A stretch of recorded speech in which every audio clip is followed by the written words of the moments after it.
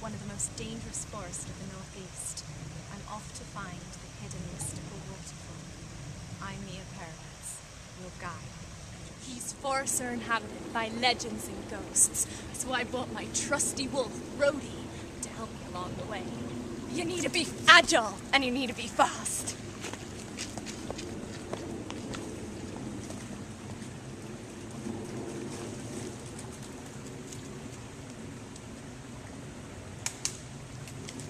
One of the stories of this forest is this amazing rock. The forest is on the corner of Bible Street, Cogney Walk, Stamford, Connecticut.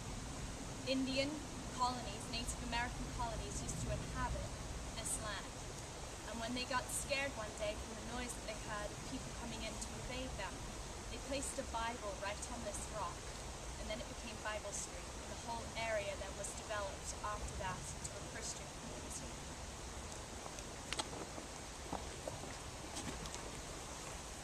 Let me tell you a little bit about myself.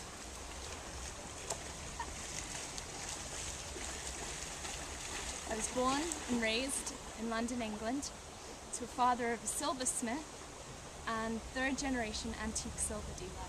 So I was always surrounded and fascinated with history. Every family dinner we couldn't go by without, we couldn't go by without listening to some kind of story or anecdote about where we were eating and what we were eating off.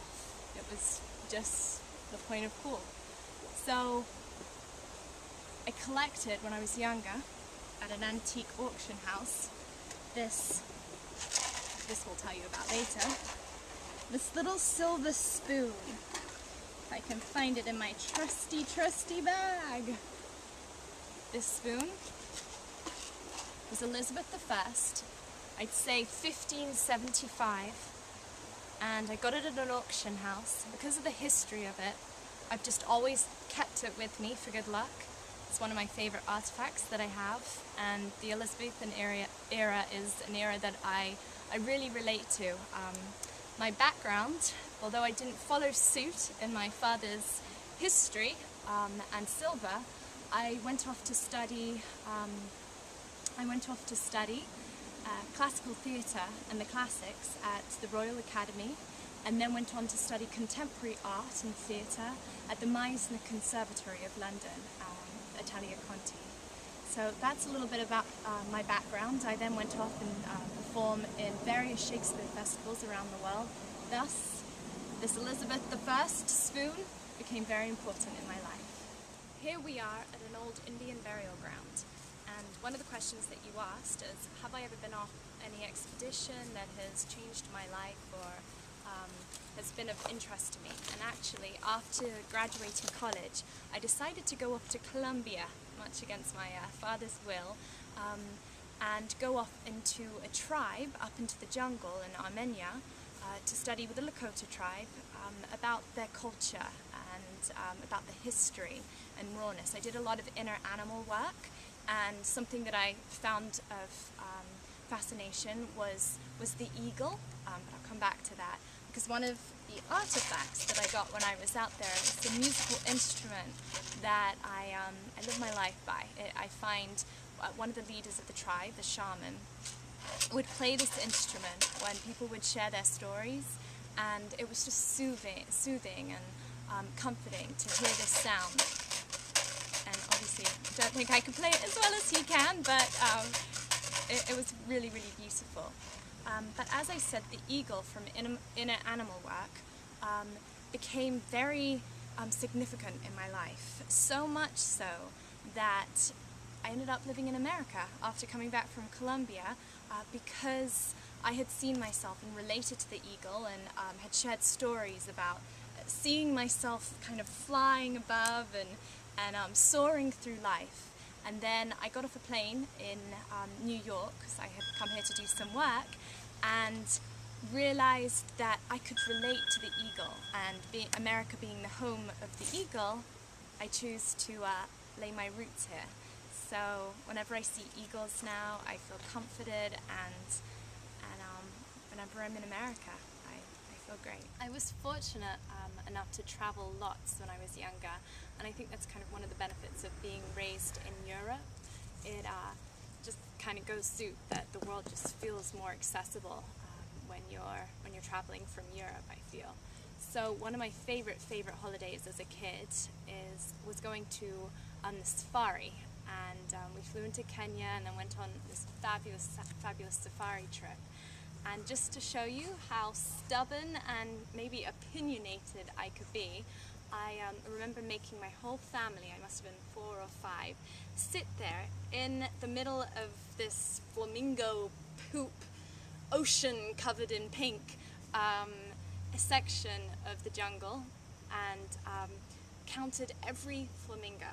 And I must have made them, you know, count until 500, and if I went off or I lost count, I started straight again from the beginning, just because I had to be completely sure that I understood the whole picture and I knew exactly what was going on. I asked tons of questions just so that I can always feel like I know every detail. So counting all the flamingos was my little 5-year-old protest of wanting to be certain of all the facts. I love myths and legends.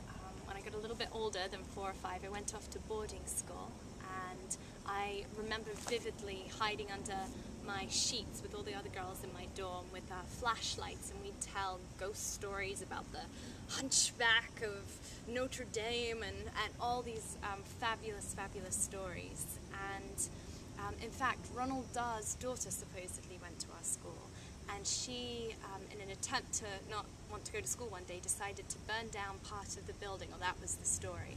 So we would develop all these clues through these secret passages of this old boarding house, and very inquisitively I would lead these kind of inquisitions, so to speak, to find out if the matron was really serious about all these horror stories from Ronald Dahl, or if she was just trying to spook us to get us to go to sleep. So yeah, I guess finding answers, solving questions, and kind of coming up and deriving my own stories and my own conclusions became the lead way for me. Maybe that's why I love writing and history and